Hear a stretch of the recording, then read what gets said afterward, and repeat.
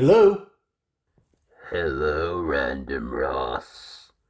What's your favorite scary movie? Ghostface? Is that you? Huh? What? What? Oh my god, I can't believe it. I lost my virginity to you. You know, my real taste in, like, proper horror. I can't believe you actually phoned me, but I do suggest you put the phone down now and run, because I'm calling the police. See ya! Common sense, the best weapon you can have in horror. Stick around. He lost his virginity to me? There's a lot of the 90s I don't remember. Also, common sense. Damn. My one weakness. Guess I'll go back to once, bro.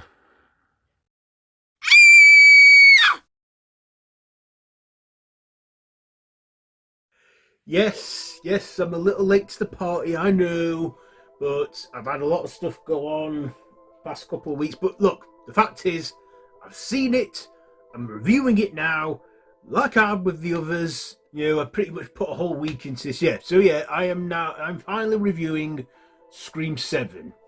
Yes, that is written by Kevin Williamson, Guy Dusick, and James Renderblit. Directed by Kevin Williamson, who directs, a film in, that directs, a Scream film for the first time in the franchise after years of writing for these films. And of course, it stars Neve Campbell, Isabel May, Jasmin Savoy Brown, Madsen Gooding, Anna Camp, with David Arquette, Michelle Randolph, Jimmy Tatro, McKenna Grace, Asa Germann, Christelle O'Connor, Sam Ratch or whatever, Mark Consuelo or whatever, Tom Simmons, Matthew Lillard, Joel McHale, and Courtney Cox. So, this one, a new Ghostface killers, emerges in the town where Sidney has built a new life. Her darkest fears are realized as her daughter becomes the next target. So that is pretty much the essential plot there. What do I like about this one? Well, 30 years, 7 movies, and has the series run out of steam? Well, it's pretty much predictable at this point. You know that the killer is someone who's got it out for Sidney, and I wasn't surprised at the fact that we had more than one Ghostface killer. In fact, we had 3. One, I will let you find out for yourselves, but the other 2 are like, I was a little surprised at first with the final reveal of the final Ghostface killer, but then I thought, oh yeah, they're known for playing sort of roles like this.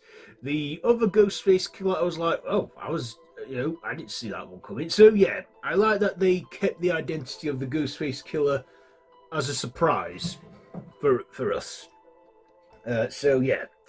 Also, we get a good opening act where we see the first house of the first Scream film. If you've seen the trailer, you know what it is, where it's now an Airbnb, where it's all an amusement and everything as well, where killings and what have you happened. So yeah, we get that. Of course, let's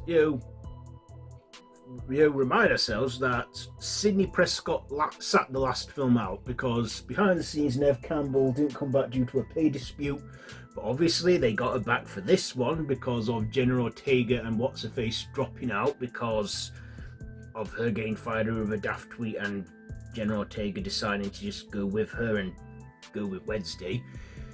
So they obviously had to rewrite it all and sort of work around it and that, and they did. And you know what? They got Neve Campbell back, and I'm just pleased that she has returned to the franchise.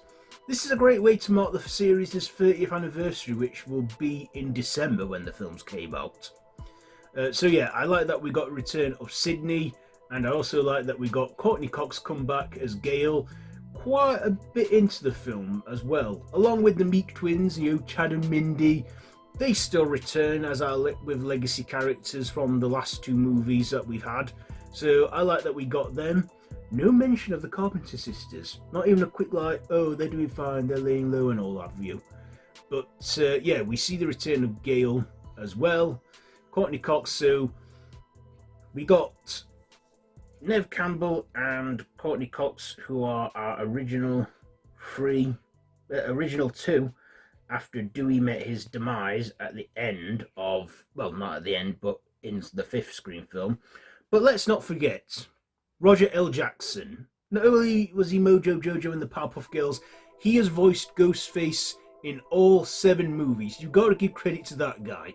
He is too an original cast member. Even though you hear his voice, he even gets credited in this one as well, and I'm glad of that, because, he is the voice of Ghostface. Yeah, loads of people took on the identity of Ghostface, but he has always stayed as the voice of Ghostface. Great vocal performance from him, as always, as well. We also get introduced to some new characters, including Tatum, Sidney's daughter, named after her friend Tatum, who we all know what happened in the first film with her. She was played by Rose McGowan. And I liked her character, Tatum.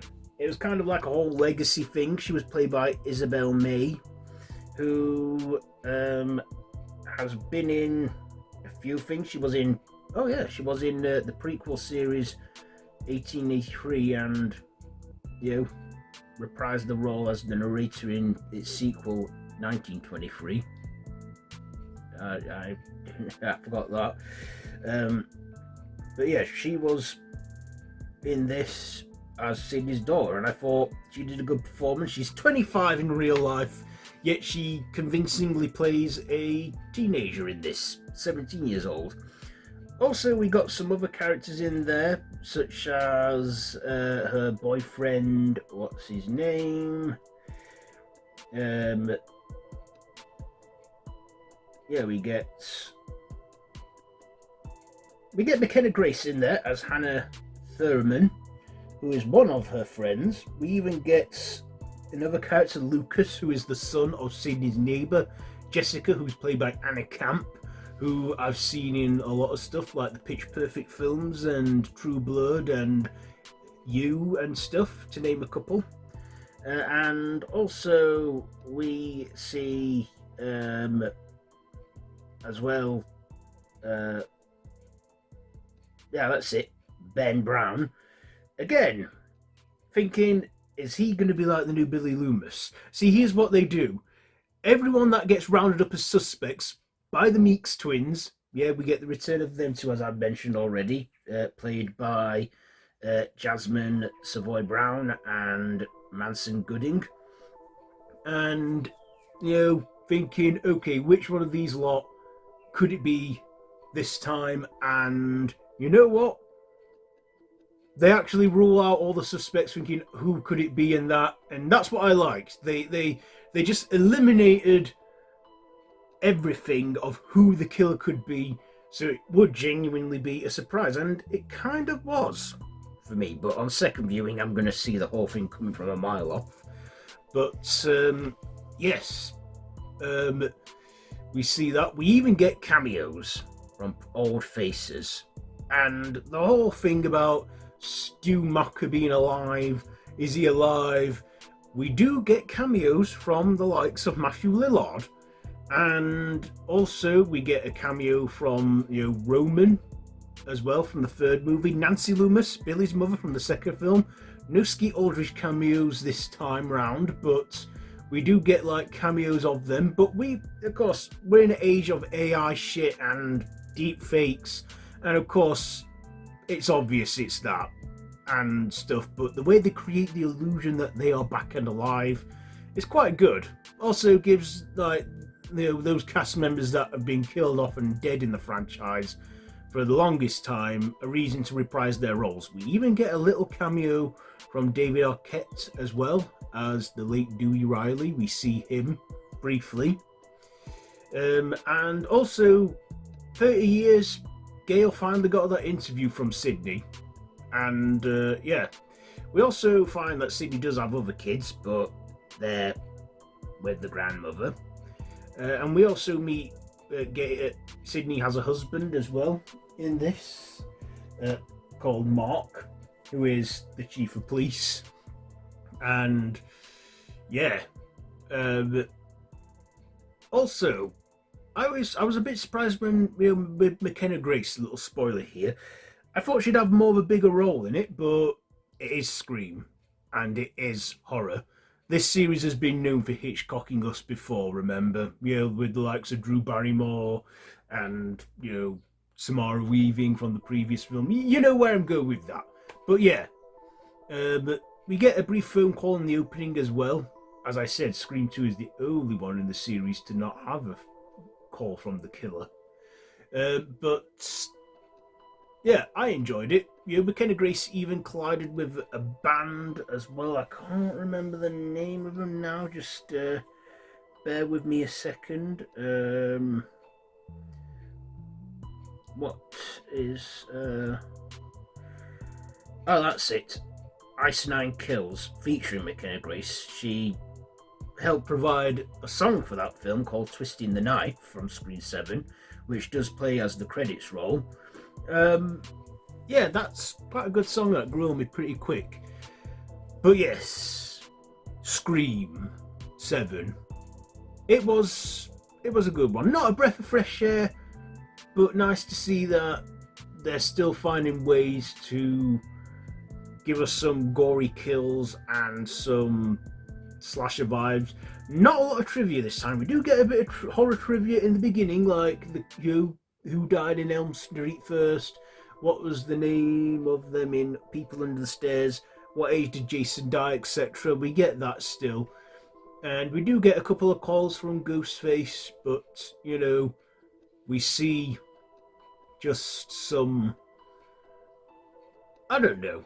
I'd say this one was for the fans, I gotta say, because I'm a fan of the franchise. I have a Ghostface tattoo. I've just seen all of them. I love them all. I've never grown tired of them, even though there's no surprise in them anymore once I watch them again.